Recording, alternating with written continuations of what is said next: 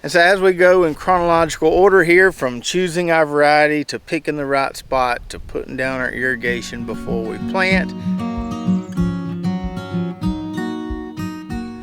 What's up, Lazy Dog fam? Hope all y'all are having a fantastic day. It is Sunday, June 9th here in South Georgia. Scorcher out here today, about 96 degrees and very little breeze.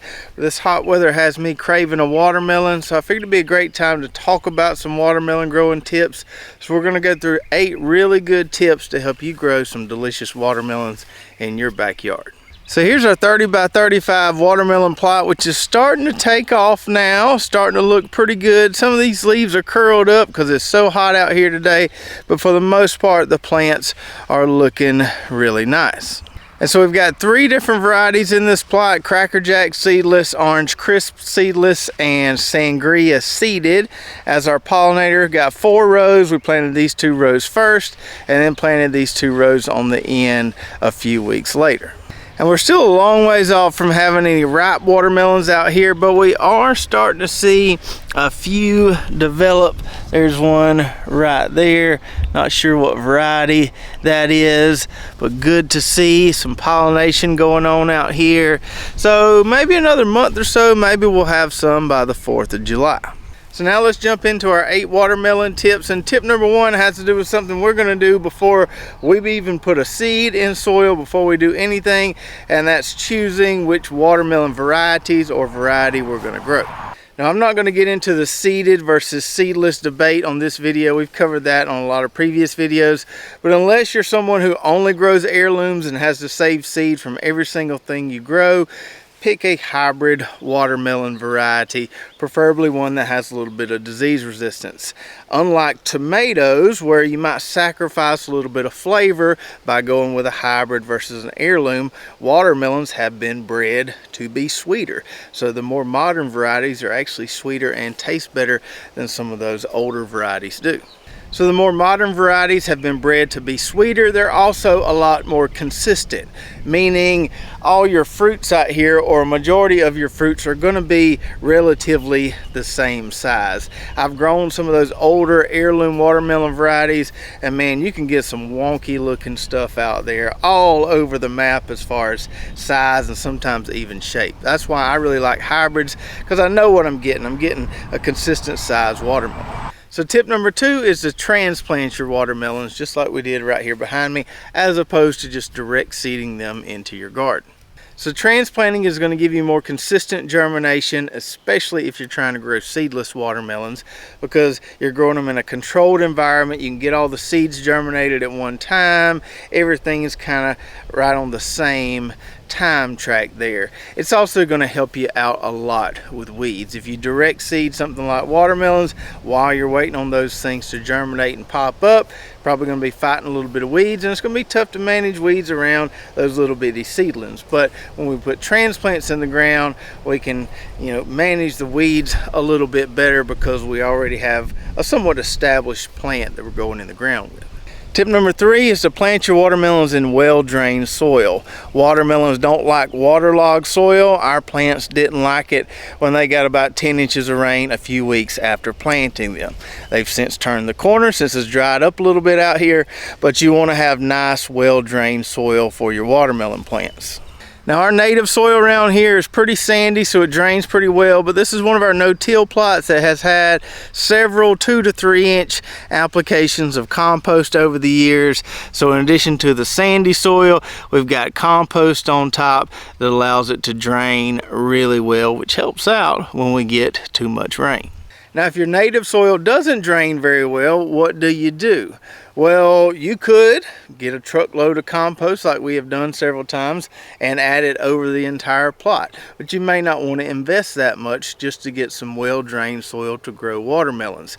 So the cheaper option would be just to put compost where your rows are going to be. So you could do this with a bulk load of compost, but you could also do it fairly cost effectively with just some bagged compost from your local big box store. So maybe get some bagged mushroom compost like we use a lot around here, and just create you a nice little mound where your watermelon rows are going to go. That's going to give you some nice well-drained soil where your watermelon plants are going to sit, and help you out a ton in the long run.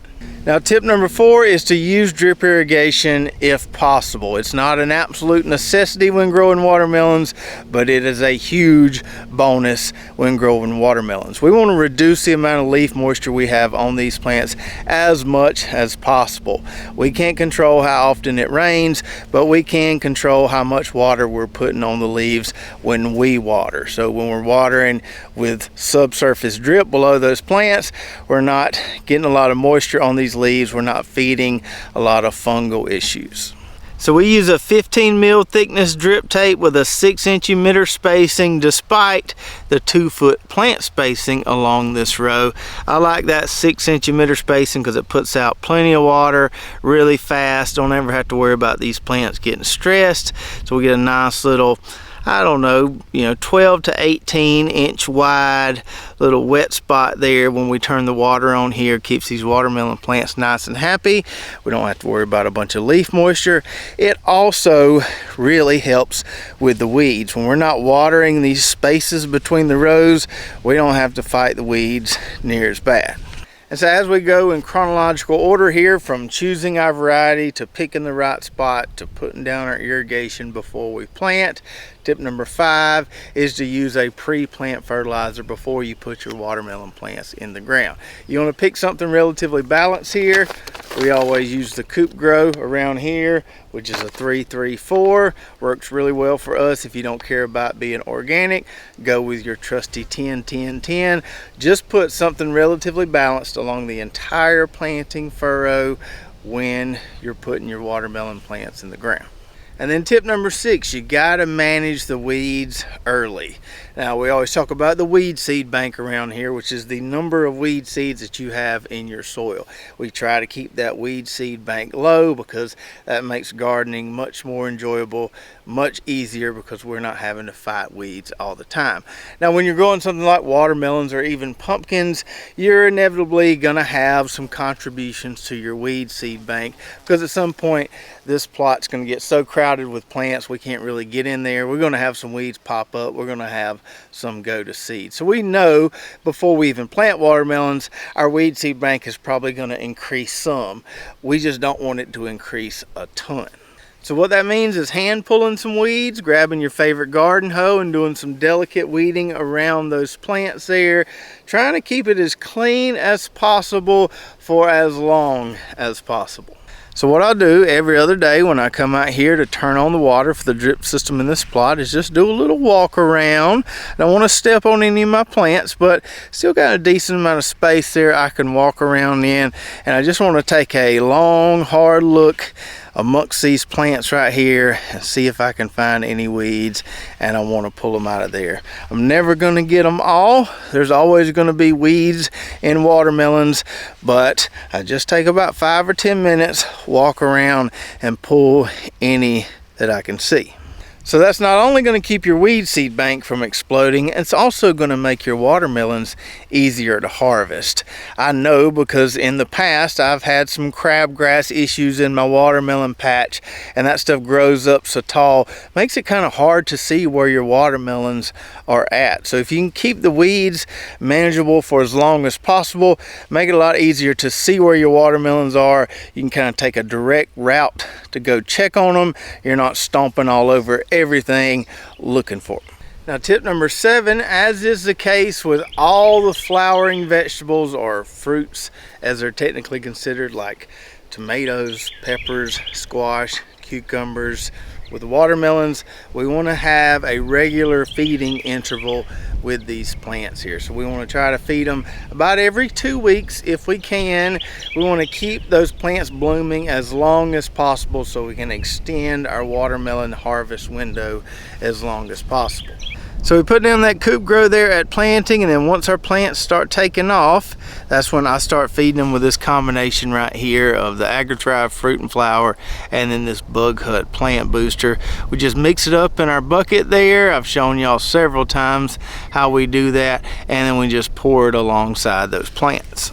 And so these plants, although they look pretty healthy right now, the next day or two they're going to be due for one more feeding of that liquid mixture, and that might be the last time I'm able to feed them that way without getting in here and stepping all over the plant. So eventually it's going to get too thick in here for me to do that, but I try to do it every 2 weeks until I can't.